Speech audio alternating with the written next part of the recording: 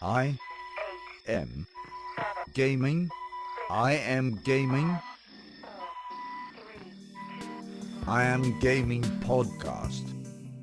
Hey everybody, my name is Ivica. Thank you so much for being on the latest episode of I'm Gaming Podcast. This is a podcast about the video game industry, entrepreneurship, gaming nostalgia, news, sci-fi movies, and many more cool things I find to be in the same realm of business and creative ventures. Like always, first and foremost, a huge thanks goes to my Patreon supporters who really make this podcast possible.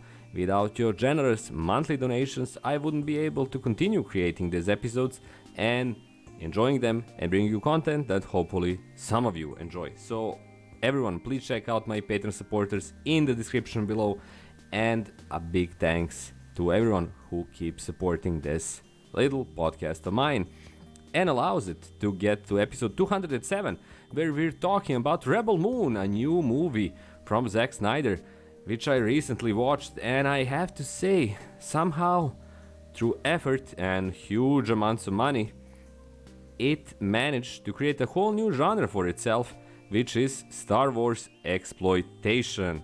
Star Wars Exploitation is basically what Rebel Moon is all about, and the length it goes to become this exploitative film is truly astonishing. First, start with its basic premise, where you have the evil Imperium that is besieging a small planet, a rural planet, trying to make life for its better or simply to feed its population.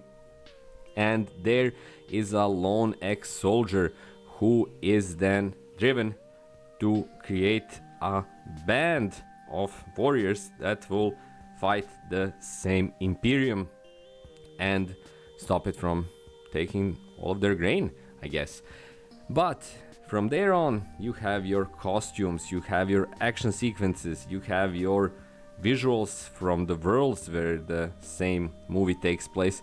All of it is basically Star Wars, right down to individual costumes that are taken from the movie Star Wars or some of its variation. Now, of course, it's not easy not to see like a Star Wars movie when you're creating a sci-fi epic, but in case of Rebel Moon, this is really something that knows no bounds. And the next film in the series is going to be a two-part, which is present part 1, Child of Fire.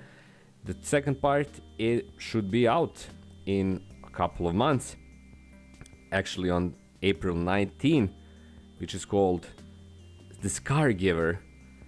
Again, it will appear on Netflix. However, I have to say that the biggest and most impressive thing about Rebel Moon is the fact that it's not that boring. You can watch it. It basically has runtime of around 2 hours. The end credits last for like 15 minutes, so it's the runtime of 184 minutes isn't actually runtime. It's actually more like 120 minutes, which is good. 2 hours, just about 2 hours, is okay. However, the fact that it borrows so much from Star Wars movie franchise and gives nothing additional is kind of distraughting, and it's at moments somewhat funny because everything is basically like a Star Wars placeholder, where each element, from the names, from the costumes, from the approach to the plot and everything, is so familiar and already seen in Star Wars that it's basically comical, but at many other points it's basically dumb to a point where you're kind of not sure if you want to continue watching. And that is seen in a lot of the narrative itself, and the character building, which basically doesn't exist, is also somewhat impacted by it. Of course, the same problem is seen in Star Wars in general in the last several decades, and Star Wars is not famous for its characters, which are not one-dimensional but super one-dimensional,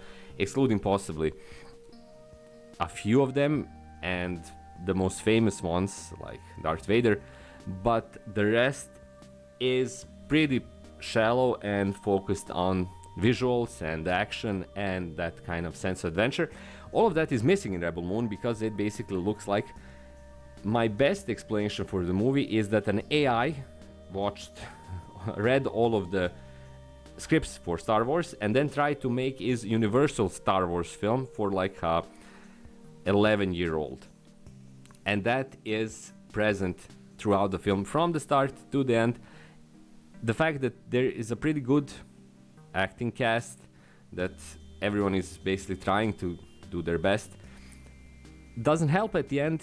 It still remains kind of a watchable experience, an experience where you could enjoy the effects and the action, again to a point, but still the main takeaway, the main feel I get from the film is that someone is going to get sued by Disney for using all of these elements. I'm kidding, nobody's going to sue Zack Snyder for making this and for forming it in this shape, but it's still a weird experience to watch and ask, why didn't someone say, hey, this is a really, really, really like Star Wars, shouldn't we go for something else?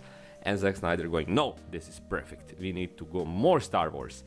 So maybe this is his way of wanting to direct something from the Star Wars series and making a huge, long 2-part pitch for Disney. But I have to say that the only thing that I will remember from Rebel Moon is the fact that it really looks like Star Wars, but it's even worse than regular Star Wars films, which I'm not a big fan of actually. And that is an impressive feat because everything costs so much money. The budget for the movie, I guess for both movies, was 166 million, and it's going to make probably a lot of money because kids are going to love it for ages to come because it has like lasers and space and stuff. But apart from that, yeah, Star Wars Redux, Star Wars reimagined in a slightly or substantially worse way. So that would be my kind of main idea about Rebel Moon and why it is, in my view, like Star Wars Exploitation 101, your guide how to exploit Star Wars franchise for your movies, TV shows, and so forth. And maybe it could be useful as a guide, but as a piece of entertainment or art, not that much, and it's definitely not impressive at all.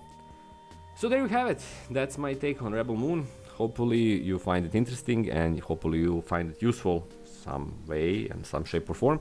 If you watch the film, please let me know what you think about it. I would love to hear your comments in the comment section below, and I would love to know what you think about this idea of Rebel Moon being kind of poor man's Star Wars, because that's my main takeaway. Again, thank you for being here. You can check out my Patreon page. You can become my Patreon supporter if you would be so kind to do. You can also check out my links on Amazon, see the books I'm selling there. You could also send me money directly, but the cheapest, fastest and easiest way to support me is to simply subscribe to my channel and be here for my new videos that come pretty regularly, especially now that I'm making shorts. And of course, please check out my Patreon supporters and their ventures. That's all for me. Thank you once again. Have a great week, and I'll see you on episode 208 in precisely 7 days from now. Until then, bye bye.